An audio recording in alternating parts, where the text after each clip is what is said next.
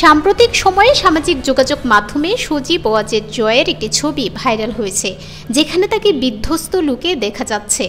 ছবিটি ওয়াশিংটন ডিসির ভার্জিনিয়ার Dallas shopping সেন্টারে তোলা হয়েছে বলে জানা গেছে। প্রবাসী সাংবাদিক ডক্টর কনক সারোয়ার তার ভেরিফাইড ফেসবুক পেজে ছবিটি শেয়ার করে মন্তব্য করেছেন যে শেখ হাসিনার পুত্র জয় এখন নিঃসঙ্গ এবং তার চেহারায় উদ্বেগের ছাপ স্পষ্ট। অনেকেই মন্তব্য করেছেন যে জয়ের মুখে সাদা খোঁচা খোঁচা দাড়ি এবং বিধ্বস্ত চেহারা দেখে মনে হচ্ছে গত 7 মাসে তার বয়স যেন 7 বছর বেড়ে গেছে। ছবিটি সোশ্যাল মিডিয়ায় ব্যাপকভাবে শেয়ার হচ্ছে এবং বিভিন্ন গ্রুপে আলোচনা চলছে।